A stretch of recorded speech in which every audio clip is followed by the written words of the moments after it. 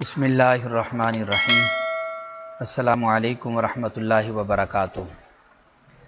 आज हम सूरा का सबक नंबर 1 पढ़ेंगे और हमारे आज के सबक का उन्वान है इल्म और उसकी अक़साम की तारीफ़ात।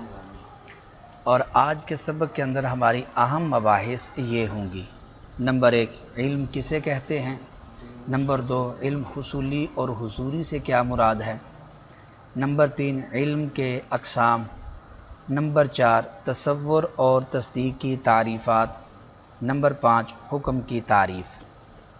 आइए पहले हम आज के सबक की इबारत और उसका तर्जमा समाअत करते हैं।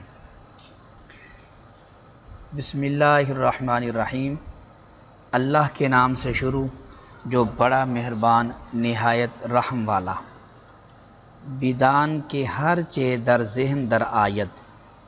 आप जान लें कि जो कुछ ज़हन के अंदर आए, अगर खाली अज़ हुक्म बाशद, अगर वो हुक्म से खाली हो, आन रा तसव्वुर खानंद, उसको तसव्वुर कहते हैं। चून तसव्वुर इंसान मसलन, जैसे मसलन इंसान का तसव्वुर। व अगर बा हुक्म बाशद, और अगर हुक्म के साथ हो, आन रा तस्दीक खानंद, उसको तस्दीक कहते हैं। चुनान के ज़ैद नवीसिंदा अस्त मसलन, जैसा कि मसलन ज़ैद लिखने वाला है। व हुक्म निस्बत अमरेस्त ब अमर बर वजह इका, और हुक्म एक शय की दूसरी शय की तरफ वाक़े करने के तौर पर निस्बत करना। व आन रा ईजाब खानंद, और ईका को ईजाब कहते हैं। चून इंसान कातिबस्त, जैसे इंसान कातिब है। या बर वजह इंतज़ा, या इंतज़ा के तौर पर निस्बत करना। व आन रा सलब खानंद, और इसको सलब कहते हैं। चून इंसान कातिब नेस्त, जैसे इंसान कातिब नहीं है। ये थी इबारत और उसका तर्जमा। आइए अब हम सबक की वजाहत समझते हैं। तो आज के सबक के अंदर सबसे पहली चीज़ ये कि इल्म किसे कहते हैं। तो मुसन्निफ़ ने इल्म की तारीफ़ की है कि हर चे दर ज़हन दर आयत, जो कुछ ज़हन के अंदर आए वो इल्म कहलाता है। इल्म की तारीफ़ ये हुई कि जो कुछ ज़हन के अंदर आए वो इल्म है।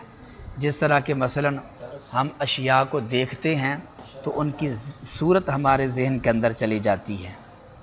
इस सूरत से हम अशिया में फिर फ़र्क करते हैं, हम उनको जानते हैं। इसी तरह जिन आवाज़ों को हम सुनते हैं उनकी सूरत हमारे ज़हन के अंदर चली जाती है। तो ये आवाज़ों की सूरत जो हमारे ज़हन के अंदर आई है, ये इल्म है। इसी तरह जिन चीज़ों को हम सूंघते हैं, मशमूमात, उनकी भी एक सूरत होती है। उस सूरत से हम फिर फ़र्क करते हैं कि ये खुशबूदार चीज़ है या बदबूदार है। इसी तरह जिन चीज़ों को हम खाते या पीते हैं, जिनका जायका होता है, मज़ूक़ात, उनकी भी एक सूरत होती है। चखने से उनकी सूरत हमारे ज़हन के अंदर चली जाती है, तो हमें मज़ूक़ात के बारे में इल्म आ जाता है कि ये चीज़ मीठी है, फीकी है, नमकीन है, कसीली है, कड़वी है या कैसी है। इसी तरह जिन चीज़ों को हम छूते हैं, टच करते हैं, तो इससे भी उनकी एक सूरत हमारे ज़हन के अंदर चली जाती है। तो इससे हम मलमूसात के दरमियान फिर फ़र्क करते हैं। अलग़र्ज़ हवासे ज़ाहिरा के ज़रिए जो अशियाए ख़ारजिया हैं, जुज़ियात हैं, इनकी सूरत हमारे ज़हन के अंदर आती है। और यही जो सूरत हमारे ज़हन के अंदर आई है, यही इल्म कहलाता है। मुसन्निफ़ ने यही इल्म की तारीफ़ की है कि हर चे दर ज़हन दर आयत, जो कुछ ज़हन के अंदर आए। तो ज़हन के अंदर ये अशिया की सूरतें आती हैं हवासे ज़ाहिरा के ज़रिए। ये इल्म जो सूरत के वास्ते से आता है, इसको इल्म हुसूली कहा जाता है। तो गोया कि ये जो मुसन्निफ़ ने तारीफ़ की है हर चे दर ज़हन दर आयत, ये इल्म हुसूली की तारीफ़ है। इसके मुकाबले में एक इल्म हुजूरी होता है। इल्म हुजूरी ये होता है कि जो सूरत के वास्ते के बग़ैर हासिल होता है, वहाँ सूरत वास्ता नहीं बनती। जिस तरह के انسان کو ہمیں اپنی ذات اور صفات منظمہ کا جو علم ہے یہ علم ہمارا علم حضوری ہے، کیونکہ یہ صورت کے واسطے کے بغیر ہے۔ تو مطلب یہ ہوا کہ علم کے دو قسم ہو گئے، ایک علم حصولی اور دوسرا علم حضوری۔ علم حصولی وہ علم ہوتا ہے جو صورت کے واسطے سے آتا ہے، اور اس کے مقابلے میں دوسرا ہے علم حضوری جو صورت کے واسطے کے بغیر حاصل ہوتا ہے۔ اور مصنف نے جو تعریف کیا ہے کہ ہر چیز در ذہن در آید، یہ علم حصولی کی تعریف ہے۔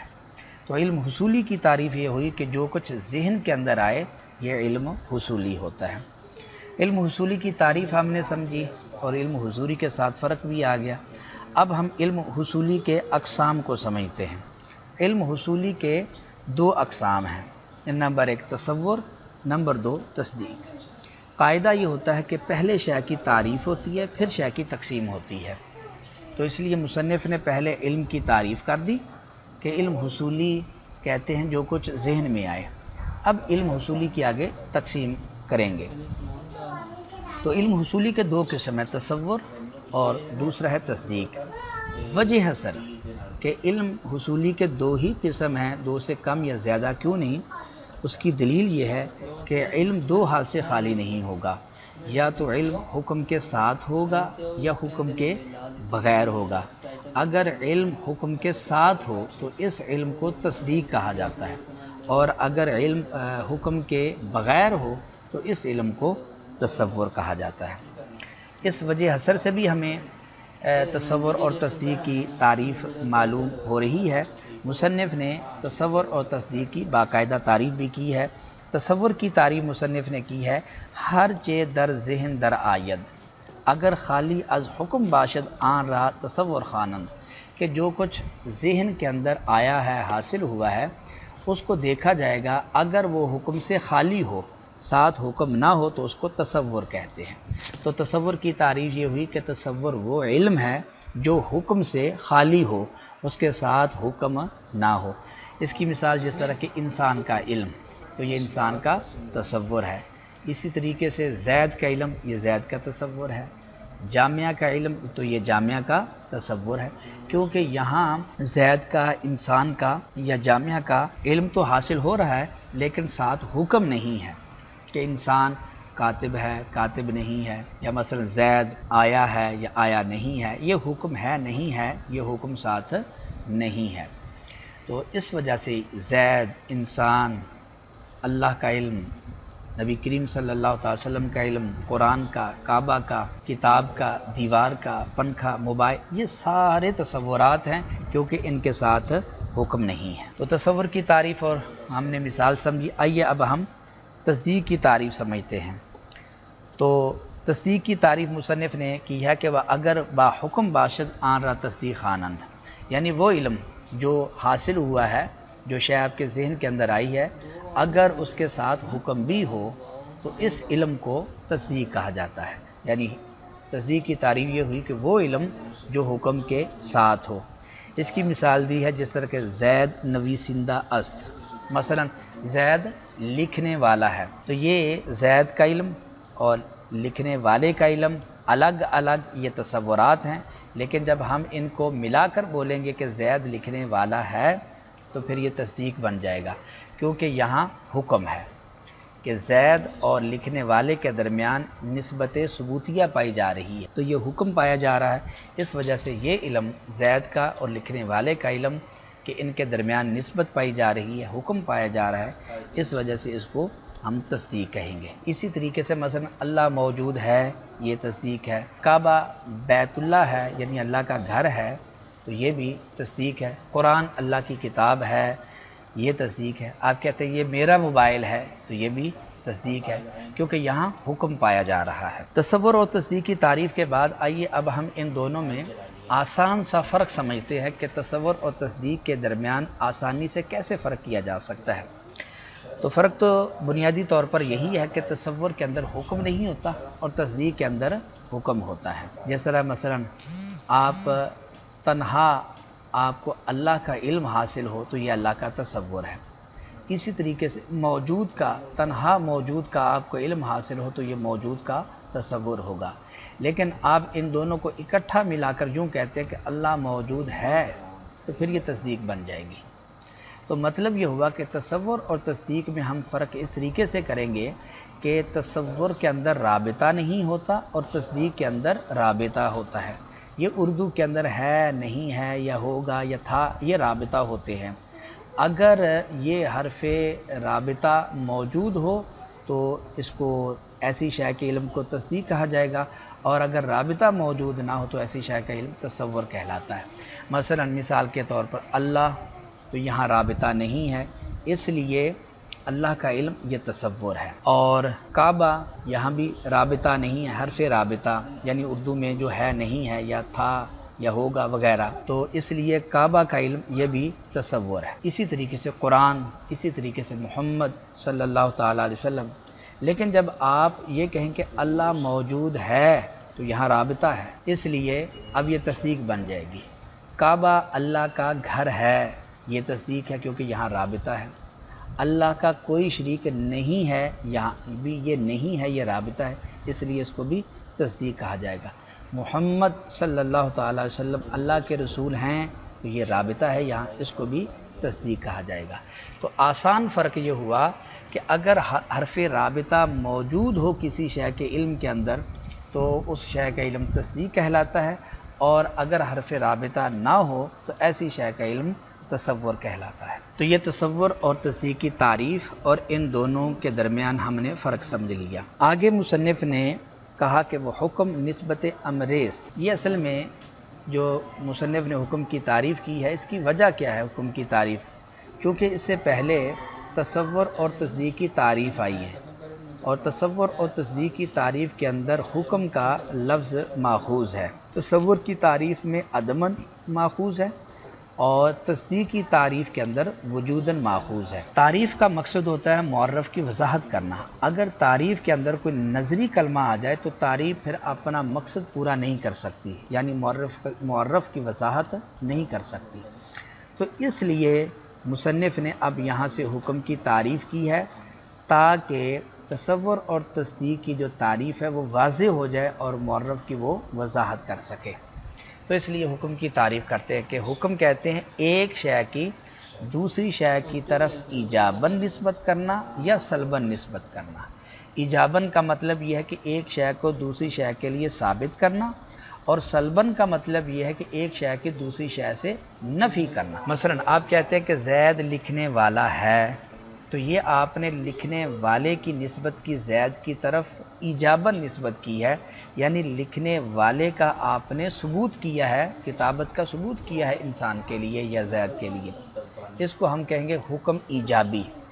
اور اگر ایک شے کی دوسری شے سے سلب کی جائے، اس طرح نسبت کی جائے کہ ایک شے کی دوسری شے سے سلب کی جائے، اس کو حکم سلبی کہتے ہیں۔ جیسے مثلا آپ کہتے ہیں کہ انسان کاتب نہیں ہے، تو یہاں آپ نے کاتب کی نسبت کی ہے انسان کی طرف، لیکن یہ نسبت سلباً کی ہے، یعنی کتابت کی آپ نے زید سے نفی کی ہے اور سلب کی ہے، اس کو حکم سلبی کہا جاتا ہے۔ تو حکم کی تعریف یہ ہوئی کہ ایک شے کی دوسری شے کی طرف ایجاباً نسبت کرنا یا سلباً نسبت کرنا۔ ایجاباً کا مطلب یہ ہے کہ ایک شے کو دوسری شے کے لیے ثابت کرنا، اور سلباً کا مطلب ہے ایک شے کی دوسری شے سے نفی کرنا۔ ایجاب اس کو ایقاع بھی بولتے ہیں اور سلب اس کو انتزاع بھی بولا جاتا ہے۔ یہ تھا ہمارا آج کا سبق۔ آج کے ہمارے سبق کا خلاصہ یہ ہے کہ علم کہتے ہیں جو کچھ ذہن کے اندر آئے یہ علم ہے، اور یہ علم حصولی ہوتا ہے۔ علم حصولی دو طرح کا ہے، تصور اور تصدیق۔ دیکھا جائے گا کہ علم کے ساتھ حکم ہے یا حکم نہیں۔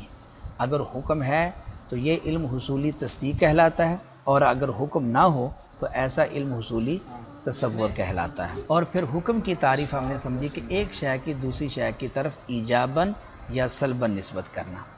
امید کرتے ہیں کہ آپ آج کا سبق سمجھ گئے ہوں گے۔ آخر میں ایک تمرین دی جاتی ہے، آپ اس تمرین کو حل کریں، اس سے سبق کی مزید وضاحت ہوگی اور چیزیں آپ کے ذہن کے اندر اچھی طریقے سے ذہن نشین ہو جائیں گی۔ یہ چند سوالات ہیں۔ پہلا سوال یہ ہے کہ علم کی کیا تعریف ہے؟ دوسرا سوال، علم حصولی کے کتنے اور کون کون سے اقسام ہیں؟ نمبر 3، تصور اور تصدیق کی تعریفات بما امثلہ بیان کریں۔ نمبر 4، ذیل کی مثالوں میں تصورات اور تصدیقات کو جدا جدا کریں۔ کعبہ، قرآن، اللہ بصیر ہے، میری کتاب، مدرسہ کے اساتذہ، سچ میں نجات ہے، قربانی واجب ہے، تعریف اور دلیل منطق کے دو مقاصد ہے، اور پانچواں سوال یہ کہ حکم کی کیا تعریف ہے۔ اللہ تعالیٰ سے دعا ہے کہ اللہ تعالیٰ ہمیں علم نافع، عمل صالح اور اخلاص عطا فرمائے، اور اللہ تعالیٰ ہماری اس کوشش کے اندر برکت پیدا فرمائے۔ آمین۔